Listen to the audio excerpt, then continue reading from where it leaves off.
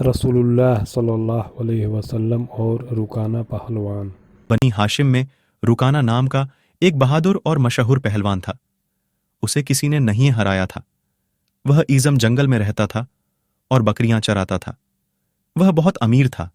एक दिन हुजूर सल्लल्लाहु अलैहि वसल्लम अकेले उस जगह पर गए। रुकाना ने आपको देखा तो आपके पास आकर कहने लगा, ए मोहम्मद, तू ही वह है जो हमारे लात व उज्जा का अपमान और तिरस्कार करता है और अपने एक ईश्वर की महानता का वर्णन करता है। अगर मेरे खानदान का न होता तो आज मैं तुम्हें मार डालता। आ, मुझसे कुश्ती लड़ी आज। तू अपने खुदा को पुकार, मैं अपने लात व उज्जा को पुकारता हूं। जरा देखें तो तेरे खुदा में कितनी ताकत है। हुजूर ने फरमाया, रुकाना, मैं कुश्ती के लिए तैयार हूं। रुकाना को बहुत आश्चर्य हुआ और बद्दा घमंड के साथ प्रतियोगिता के लिए आया। पैगंबर सल्लल्लाहु अलैहि वसल्लम ने पहले झटके में उसे गिरा दिया और उसकी छाती पर बैठ गए।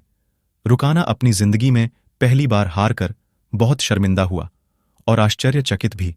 ए मोहम्मद, मेरे ऊपर से उठ जा। मेरे लात व उज्जा ने ध्यान नहीं दिया। मुझे एक और मौका दो और आओ दूसरी बार कुश्ती लड्ढें। हुजूर सल्लल्लाहु अलैहि वसल्लम उठ खड़े हुए और दोबारा कुश्ती के लिए रुकाना भी उठा। दूसरी बार भी पवित्र पैगंबर ने रुकाना को पल भर में गिरा दिया। रुकाना ने कहा, हे मोहम्मद, लगता है आज मेरे लात व उज्जा मुझसे नाराज हैं और आपका खुदा आपकी मदद कर रहा है। खैर, एक बार फिर आओ। हुजूर ने तीसरी बार भी उसे पछाड़ डियाच दिया। अब तो रुकाना बहुत शर्मिंदा हुआ और कहा, ए मोहम्मद, मेरी इन बकरियों में से जितनी चाहो ले लो।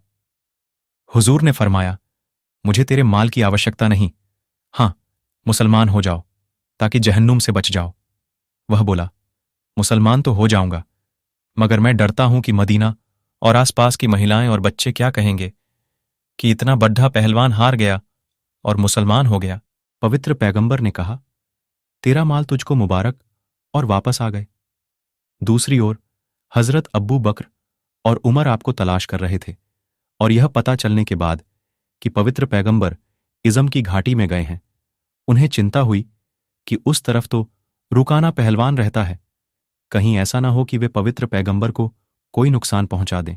आपको वापस आते देख पवित्र पैगंबर की सेवा में उपस्थित हुए और कहा, हे अल्लाह के दूत, आप उस ओर अकेले क्यों गए थे? वहां रुकाना पहलवान रहता है जो बहुत बहादुर और इस्लाम का शत्रु है। तो पैगंबर ने पूरी कहानी बताई। सिद्दीक और फारूक खुश हो गए और कहा कि हुजूर, वह ऐसा पहलवान था कि आज तक उसे किसी ने नहीं गिराया था। इसे गिराना अल्लाह के रसूल का ही काम है। खालिद रजी अल्लाह अन्हु की टोपी। हजरत खालिद बिन वलीद, अल्लाह उनसे प्रसन्न हो, अल्लाह की तलवारों में से एक तलवार थे। जब युद्ध के लिए जाते तो अपनी टोपी अवश्य सर पर रख कर जाते और हर बार जीत कर आते। एक बार जब जंगे यरमूक में मैदान जंग गर्म हो रहा था, हजरत खालिद की टोपी खो गई। आप लड़ना छोड़कर टोपी को तलाश करने लगे। जब लोगों ने देखा कि तलवार और भाला अपना काम कर रहे हैं, उन्होंने हजरत खालिद से कहा कि टोपी के बारे में सोचना बंद करो और लड़ना शुरू करो। हजरत खालिद ने उनकी परवाह नहीं की और टोपी की तलाश जारी रखी। आखिर टोपी उनको मिल गई तो उन्होंने खुश होकर कहा, भाइयों, क्या तुम जानते हो कि यह टोपी मुझे इतनी प्रिय क्यों है? जान लो कि मैंने आज तक जितनी भी युद्ध जीती है, इस टोपी की बरकत से जीती है। अगर मैं इसे सिर पर पहन लूं तो दुश्मन मेरे सामने कुछ भी नहीं।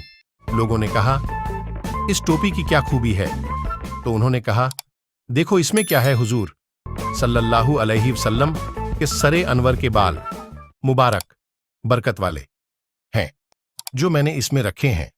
पैगंबर साहब एक बार बैतुल्लाह शरीफ उमराह के लिए गए थे और सिर मुबारक के बाल उतरवाए, तो उस समय हम में से प्रत्येक मुबारक बाल पाने की कोशिश कर रहा था और हम में से प्रत्येक एक दूसरे पर गिर रहा था।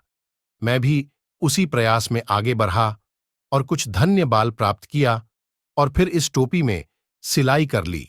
यह टोपी अब मेरे लिए सभी आशीर्वाद और जीत का स्रोत है और हर क्षेत्र में विजयी हूं।